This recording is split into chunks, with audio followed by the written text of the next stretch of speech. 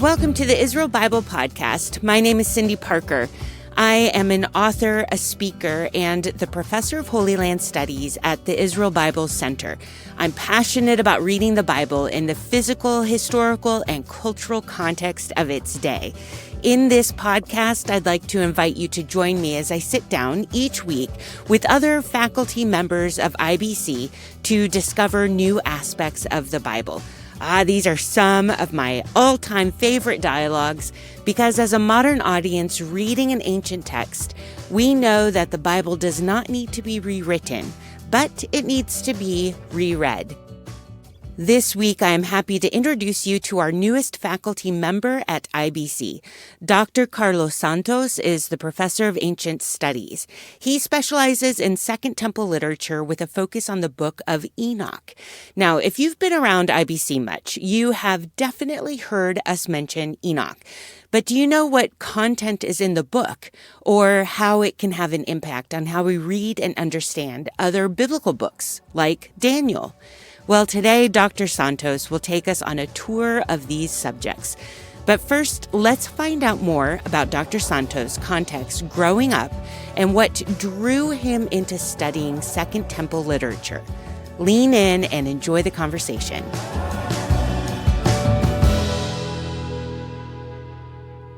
Thank you very much, Cindy. I was born in a small town in Spain, in Cáceres, in the west, very close to Portugal, and we come from a Catholic background. And although today I don't think I can consider myself as a fervent Catholic, although I admit since I was a little boy, I said that I even said I wanted to become a priest. So, Really? Yes, you knew from the time you were little? Yes. I was somehow connected to the biblical studies in the biblical world. So since I was a little kid, I was thinking about all this. My grandmother, she read me tons of stories of the Bible, and I loved them. I grew up with them. But one way or another, that path of becoming a priest was ultimately not followed. But since I was young, I've been connected with biblical stories, the traditions, the characters. This has been always present in me. So I think it was perfectly normal that when I decided to study at a university, the cultures of ancient Near East, the world of the Bible. So I finally decided to study Aramaic, Hebrew, and even Arabic at the University of Salamanca here in Spain. Since I started studying biblical Hebrew, I can almost say that it was love at first sight or first reading, you could say. Yes, I enjoyed it so much, and I keep enjoying it when reading, when teaching, when transmitting all this material, this knowledge. I love my work. Did you, or at what point did you start to learn the Jewish context or the Israelite context of Scripture? Was that always present in your studies of the Bible, or did you kind of pull that in a little bit later? Yeah, this was a little bit later when I started at college. In the beginning, when I was younger, I just read about the Bible stories or some books that had been written about by some teachers or specialists. But the language was something that I never learned until going to college. Knowing the context is the key to understand the text and the message. The translations, I don't know if in English, but in Spanish, many translations of the Bible, they are not these days because they have improved a lot, but some ancient translations, they could be better, I would say. They could be quite better. Many of my students, they still read some of these translations and they have many questions. They don't know how to understand this. And I tell them, well, we have to know the language, we have to know the context, the literature, the archaeology as well, and it's all a puzzle, and we have to combine the pieces in order to fully understand the Bible. If I'm correct, you have specialized in Second Temple literature in particular, and Yes. I'd love to know what drew your attention to Second Temple literature. Well, my main area of study, and once I started my doctoral studies and then so on, was the study of the Second Temple literature and apocalyptic literature especially. the books of Enoch and Daniel.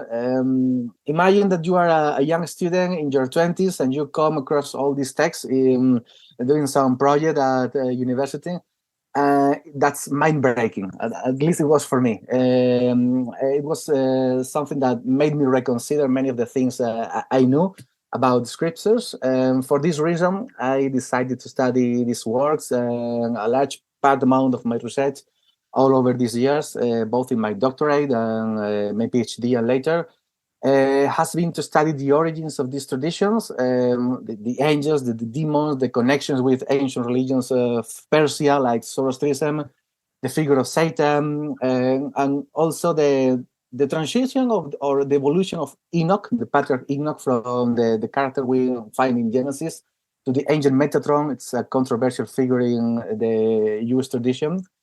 And also that we could say that this is a certain reflection in a messianic figure as well. This is something we will debate and talk about in the upcoming seminar we have this month. And so this is most, I could resume my studies these days, but I think that this is something that I have to keep on studying, deeping, because although some things I have studied and researched earlier, I have changed some of them these days. We talk about Enoch quite a bit in our various courses and seminars at IBC, but I don't think I've ever done a podcast on Enoch.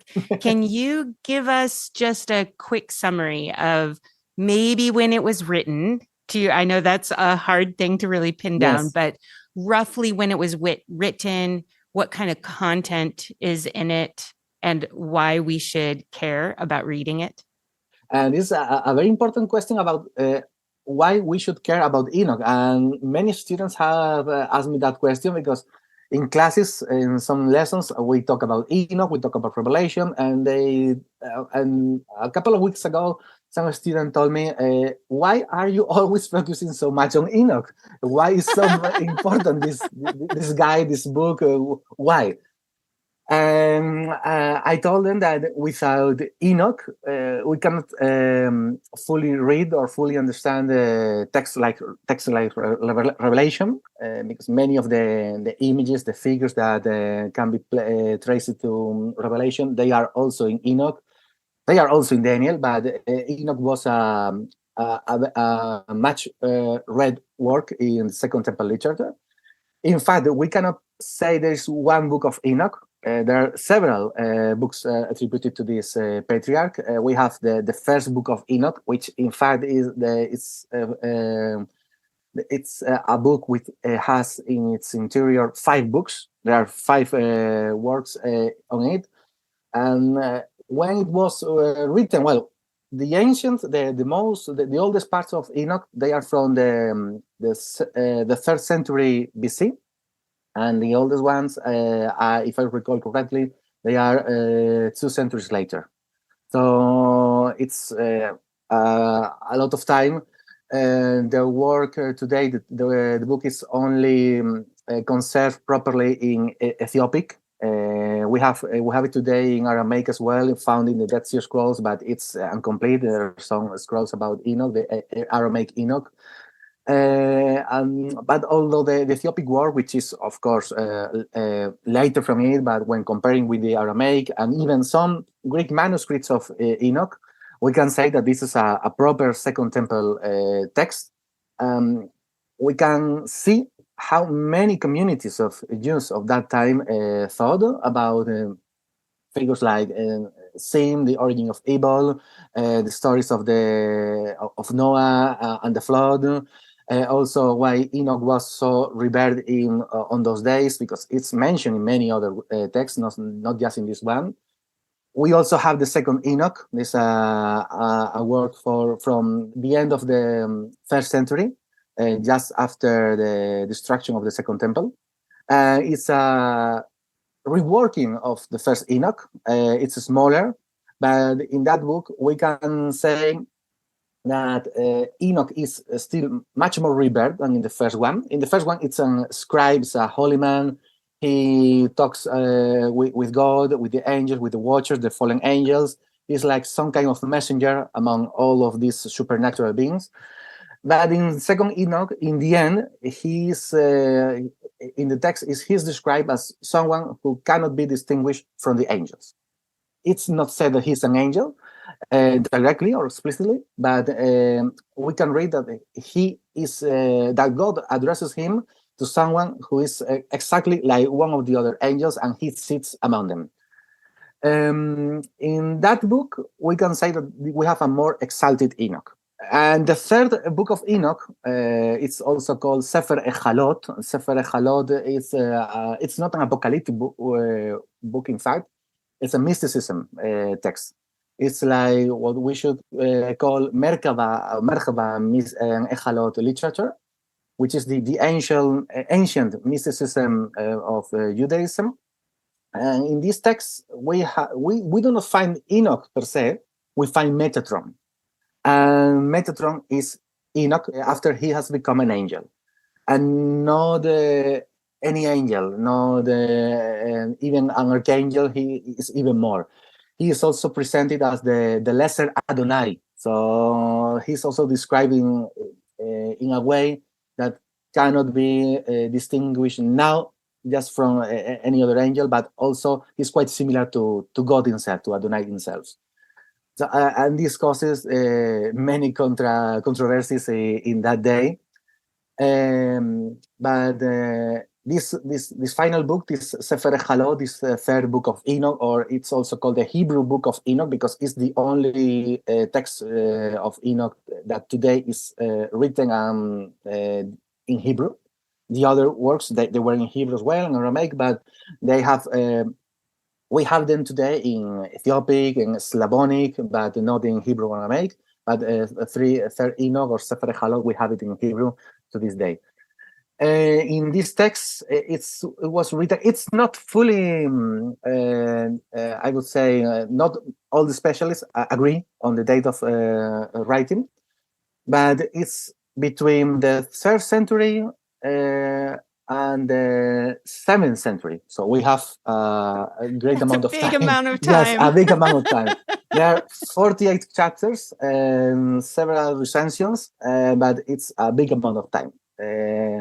I cannot even agree with some of the parts of the book. I would say, well, this maybe this is older than this other part because the words itself, they contradict and they clash with some chapters with each other. It's interesting because in these books of Enoch, we get almost a retelling of stories that we see in the Hebrew Bible, in the early Genesis stories, but we are also looking at the development of ideas. So in this 3rd century or 2nd or 1st, or the progression. Yes. But because there are additions, there's additional characters that are not mentioned in the book of Genesis. And so we see that the surrounding culture, this Jewish culture seems to be teasing out new information. And is most of that information related to the spiritual world, angels, demons, Satan, that kind of thing? Yeah, I think so. And I think that many of this information, they have come to us in a way that we have heard about it, but until we read this text, we do not know much about it. So when we read Jubilees, when we read Enoch, we can glimpse many of other characters or traditions that were common known in Second Temple Judaism and for Jews and Christians as well. These texts, we all know that most of them, they were considered apocrypha, and they were not introduced in the canons. But in the days before we have a canon, they were read by most people, or at least big communities. So I think this is very important, and that's something I always want to address to the students. Why it's important to read these apocryphal, so the epigrapha works that they are not considered to be sacred today, but well, in that day, they were considered sacred, or they were considered in a way that we can open a window to that world and know something that the Bible, the canonical works, they do not tell us about just a little bit. Right. It is interesting because once you do read it, you can hear echoes of that text in Yes. other, like in the epistles that we have in the Christian New Testament. There's echoes of Enoch in some of these letters, like Jude. And once you've read Enoch, you go, oh, like we're playing on an idea that everyone for the original audience probably had heard. We in the modern contemporary audience, we just haven't heard of it before. That's right. And 2 days ago, I was teaching a lesson about precisely this, and one student told me, but Enoch is quoted in the epistles, and why? And why is that? And I said, well, because in that day, Enoch was read and it was known, but for us, it's not read, it's not known. We have to go to the studies, the translation of this text in order to know about Enoch. But in that day, it was common known. It's one of the things I love about being part of the faculty of IBC. We all bring our specialties to the table, and it gives us this great chance to talk about maybe other little bits and pieces, other Yes. lenses, other literature, or the land that we don't always have the eyes to see those details in the Bible. So it just makes the Bible infinitely fascinating to be reading and studying. We take all the pieces among all of us, the members of the faculty. We provide all of this to the students in order so they can understand the Bible in a broader way, to reread the Bible in order to fully understand it, or at least we are always trying to do that. Now that we have a little introduction to the book of Enoch, yes, let's move to the book of Daniel, because I imagine people listening to the podcast are more familiar with the book of Daniel. But now that we have this little introduction to Enoch, how does that help us read something like Daniel in a better way or a closer way to the original audience? Okay. Well, we all know that Daniel has two different parts. The first one tells us the story of Daniel. He's a young man from the Jewish nobility and he's taken captive to Babylon. And there he's educated by other young Jews at the court. Those are the stories we love to tell, right? Those show up in children's Bibles, and we tell those, and we totally skip the second half. Yes, in the court with the king and the conspiracies with the other officers. Yes. Yeah. That's the second part. It's the striking one, the hard one, how we can understand that part, the other chapters of Daniel. In that part, we know he receives 4 visions of events after the time he lives, and he puts them into writing. And for centuries, no one doubted the veracity of these accounts. The only exception was a Roman philosopher. He was named Porphyrius from the 3rd century of our time, who denied that the book had been written by Daniel.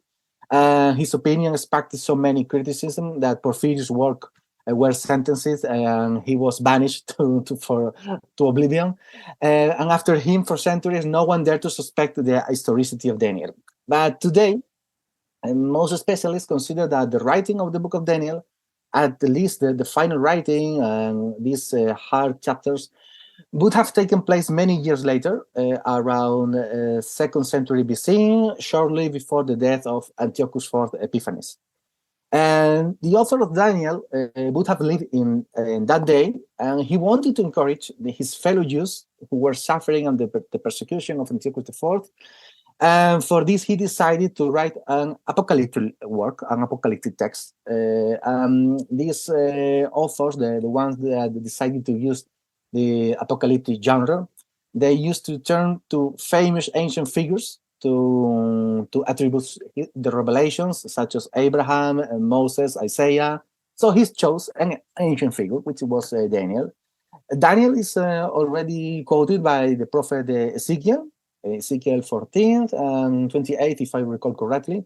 And he's described as a famous character for his wisdom and ability. So maybe that made him the ideal character for the book. And well, we know that story of Daniel in the court of Babylon. But in this way, in these final chapters, we can say that the author is telling the Jewish brothers of that time that the crisis they are experiencing, that they are living, had already been revealed to Daniel several centuries before. and therefore everything is under the divine control with a happy ending. And the text we all know that the apocalyptic literature is full of dark images, cryptic figures that we cannot fully understand it correctly. And this was something that, of course, what was intentional for the writers, for the authors. And why was that? Well, we could say that symbols like the cosmos, the moon, the earthquake, the human body, the world of animals like the dragon, the snake, the hybrid monsters, Yeah, all of all that. the weird Yeah, stuff, right? all the weird stuff that we Yeah. love that when we're reading. I'm sure that all of this provides excellent material to fantasy writers all over the story. That's right. Yes, but I think that this way, doing all this weird stuff, the message remained encrypted and was only understood by the group of readers that was decided to read this book, in case that the text fall in wrong hands, in hands of the authorities, because they are not serene books. Daniel and other apocalyptic books, they are combative, passionate books. They are vehement, and we have these excessive stories, apparently without order or striking. And it's typical of authors that they are living in chaotic times. Okay, so in the context of this book, or at least the second half or the compilation of the book of Daniel, being written around the time when there's great conflict between the Seleucids and the Ptolemies, and Jerusalem and the Jews who are in Judea are being greatly influenced by this international drama that is That's going right. on. In the midst of all of that, with Enoch in the background, there is the mention of the Son of Man. Do you have an opinion on what Daniel means and what that vision is, and maybe how it relates to Metatron? Wow, that's a hard one. But We'll the just Son of do a Man? teaser Yes, because yes. we have a seminar coming up, the IBC seminar I, about this, where more details will be shared. Yes, and I love to talk about all the Son of Man and Enoch, so I could be talking about this for hours. Uh, I think that the Son of Man in Daniel, the kind of figure we find in that book, is the first book, at least we know, that this enigmatic figure is presented. If I recall correctly, the expression "Son of Man" earlier to Daniel, it was just meant to say a man, a person, a people, a person. Yeah, that's right, and that was all. But in these apocalyptic writings, the expression "Son of Man" it's used to describe someone who is not God, but it's between being God and the creation.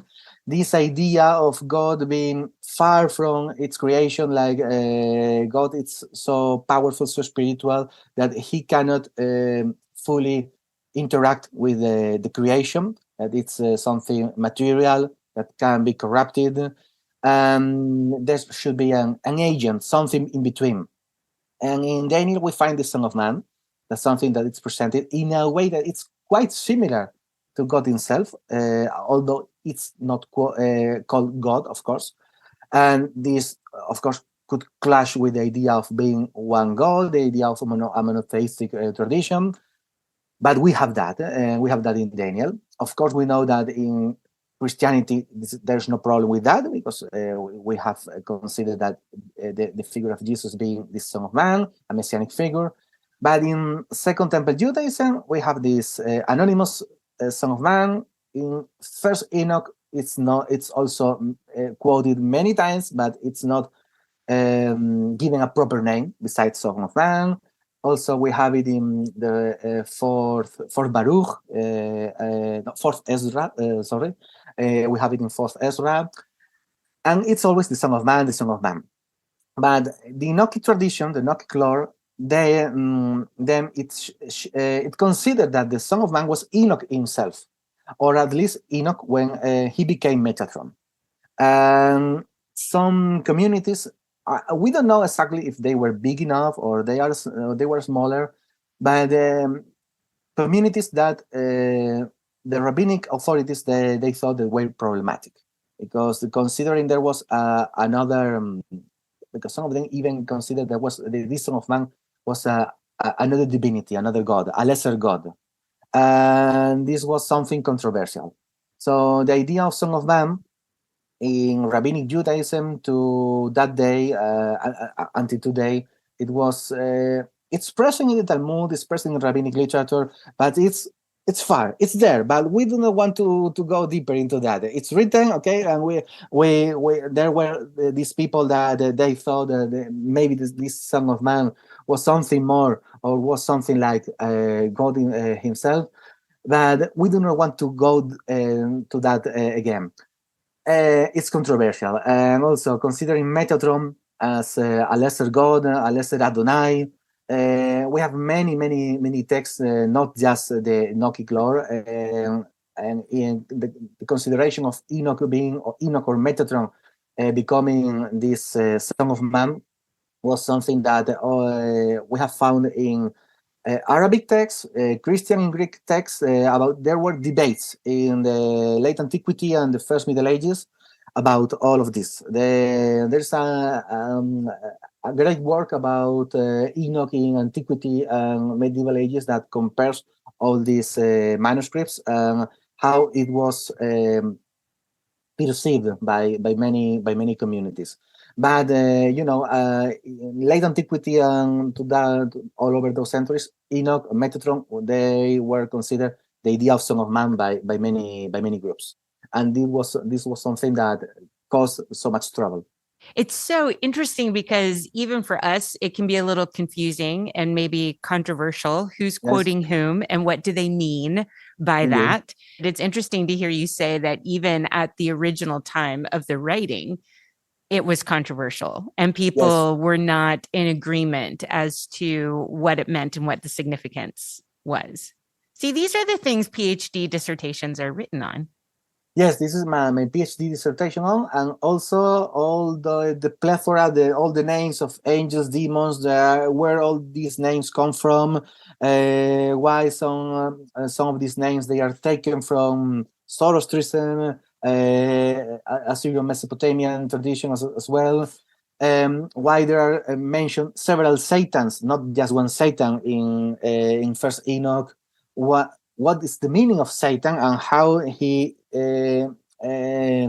changed or how he was perceived differently in the book of Job, for example, and the apocalyptic writings, or in the New Testament, how he was like we should say this persecutor of God that appeared in Job, and then we find it as like this fallen angel or this demonic figure centuries later. How this was perceived and changed in Second Temple Judaism. Mhm. Right. So fascinating. Okay, so please tell me that you're developing a course for Yes, IBC. of course, I am developing a course. I am in these weeks as we are speaking. I'm working on a course for IBC. It's focused on job precisely. I decided to focus on job because from a very young age, also when I was reading all these stories about the Bible and I read about job, it always left me confused and intrigued. And questions like, who is this man who suffers so much? And why does God allow him to suffer? And why should he go through all these hardships? And why does Satan speak to God at the beginning of the text and he's presented like one of his angels? Um, in this text, I think it's you can see that I always focus on controversial texts. I think that they are texts that we can provide a lot of information. We have to deep. We can deep a lot in them. We can make them dialogue with other texts, and of course they are controversial. Many people, even us, they do not know about a lot about them. So we have to study them more. I think that Job is one of these texts. I think that the study of Job, it's necessary to know its origins, its reception in the context of ancient East. Many academic scholars today consider that Job was also maybe a Canaanite or an Edomite character That's that right. was then Yes. translated into the Boy, talk biblical about another context. controversy, right? Yes, yes, the symbolic and literary Yep. charge in all these religious contexts. Um, the dialogues between Job, his wife, his friends, his enemies, which is the genre of the book. It's a wisdom literature, it's a tragedy, it's poetry. So even we cannot fully categorize the book in one genre. So this also has risen many interpretations, both in Judaism, Christianity. For example, the Hebrew version of Job is quite different than the Greek one from the Septuagint. So this has always led us to different interpretations and consideration of the character, the idea of the same Job, this man just and patient. It's not so. It's not the same if we consider it in the Hebrew tradition, in the Tanakh, or in the translations from Christianity. I think that the Job we can find in the Tanakh, it's a fighting one who even discusses and fights with God. He does not agree with him with all the suffering he's having. And the Job we can find in the Greek, Latin traditions, and then in the translation to Spanish or other languages. This is a softer Job. I think that it's Really? yes. The translation, sorry, they change a lot in this text. Huh. Which again is one of those, what was going on in the minds of those who are translating? Were they thinking you can't fight with God, you shouldn't Yes, fight with God, I and think so that was the therefore they idea. make him a softer figure? I think they make him a softer figure. He cannot talk to God like the way he does in Hebrew. So the words Job uses in Greek, in the Septuagint, they are softer. We also discovered in Qumran, the Dead Sea Scrolls, an apocrypha of Job, a Targum of Job, and this is something we will discuss also in the course I am preparing. So I think that my idea over this course would be present Job and its genres, as an Oriental tale, a wisdom fable, the poems, speeches, the confession, or even lamentation. Also, the visions and revelations we can find in Job. How and when was the book formed? That why is so difficult the text to understand? And also these other versions, the Greek, the Latin one, also the one found in Qumran. I love it. I can't wait. And it sounds, Carlos, like you actually need to do Job part 1, part 2, and part 3. I think Because I there's think going to be that so many interesting bits and pieces. And Job is such a big book. And so, even just the introduction that you just talked about, even just comparing the genre and the subject matter and the translations, that's yeah. fascinating. And you haven't even gotten into the content yet. Yeah, I have left the content yet. It's not it's in my ideas about developing the course, but yes, how the book can be perceived and all the reception. I think that this can be just one course, and then the content can be a future course because the book is so rich and there's so material to deep on it. It can be a bit overwhelming. Yeah. Well, thank you so much. I'm excited for that course. I can't wait for it to come out. I love, again, being a part of the faculty. I love watching everyone else's courses. They're just so fascinating, and I'm excited to see what you bring to the table. Thank you so much, Cindy. And I'm also so happy to join IBC, to be one part of this great staff, this faculty staff.